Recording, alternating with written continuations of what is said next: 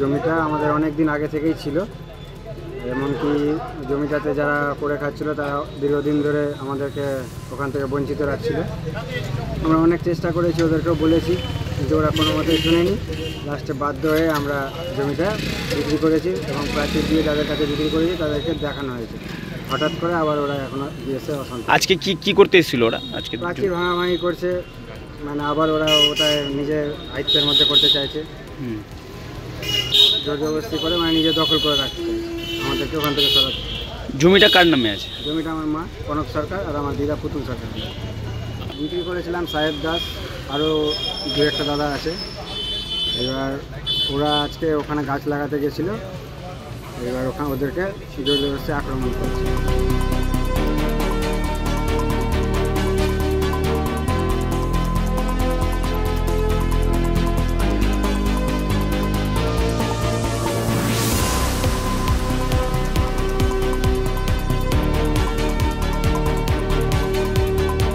আমাদের জমিতে দখল করতে চড়াও হয়, আমরা থানার দ্বারস্থ হই।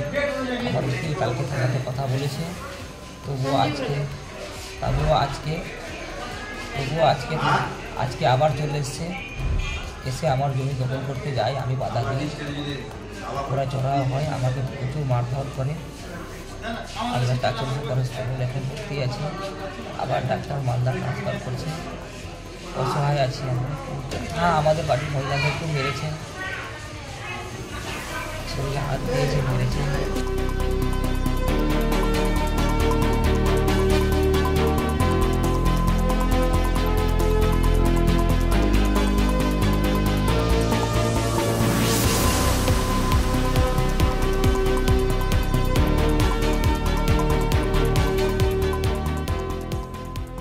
আমার ছেলেকে মারছিল, ছেলেকে বাঁচাতে গেলে আমাদেরকেও মারেছে।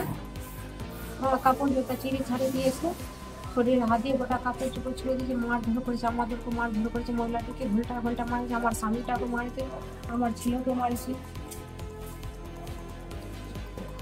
টিএমসি পার্টির ছেলেগুলা, দুর্সের ছেলেগুলা, ওরা পূজন, দুর্জয়, সাহেব, রমেশ গুপ্তা আর অনেক ছেলে ওরা ছিল। ওরা হাতির মূল করে, ওদের কাছে কোনো কাগজপত্র নাই, জবরদস্তি জমি দখল করতে আসে, লাগানো জমি করে চাষ করছে। এই ধমকি দিয়া খালি মারামারি করছে, আর বারবার মারপিট হয়েছে, পরশু দিনও হয়েছে, তবু ওরা শোনে না। আমার ছেলেকে বারবার ধমকি দিচ্ছে, মার্ডার করে দিব। হরিশ্চন্দ্রপুরে দোকান আছে, বলছে লুটপাট করে দিব, তুই কি করতে পারবি রে। জমি বিক্রি যখন করেন তিনি আমাদেরকে লিগাল পেপার আছে এবং পেপারের সঙ্গে সঙ্গে তিনি আমাদেরকে বাউন্ডারি দিয়ে ঘেরিয়ে দিলেন, জায়গা ঘেরে টেরে সব কিছু করে তারপর আমরা জমি নিয়েছিলাম। আমরা গত পরশুদিন সেই জমিতে গাছ লাগাতে গেছি, তখন এই মনীষ স্বর্ণকার এবং নীতিশ স্বর্ণকার, এরা কয়েক ভাই আছে আমাদের ওই প্লটের পাশে, প্লট ওদের আছে। তো তারা ইন্টেনশনালিভাবে সেখানে ঝামেলা করেন, যে দাবি করেন যে তাদের জমি। তো সেখানে একটু কথা কাটাকাটি হয়, পুলিশ আসেন, পুলিশ এসে সেটাকে থামিয়ে পুলিশ বলেন সন্ধ্যেবেলা তাদেরকেও ডাকলেন, আমাদেরকেও ডাকলেন যে পেপার নিয়ে আপনারা আসুন, যাদের যেন এখানে কোনো ঝামেলা গণ্ডগোল না হয়।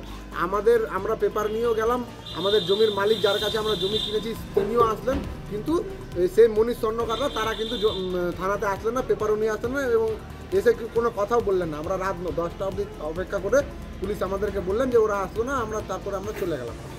আজকে আমরা আবার গাছ লাগাতে যখন গেছি, তো আমি তো পরে গেলাম, আমাদের কয়েকজন যারা গাছ লাগাতো তারা গেছিলো, আর আমাদের দু চারজন ছেলে গেছিলো যে গাছটা লাগাতে। তখন তারা আবার আজকে চড়াও হয় তাদের উপরে, তখন আমাদেরকে ডাকে, আমরা গিয়ে সেই গন্ডগোল থামায়।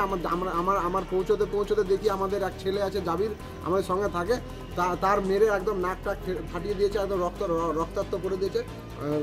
সেই সময় আমি পুলিশকে ফোন করি, এরম ঝামেলা, পুলিশ এসে তাদেরকে তুলে নিয়ে আসে।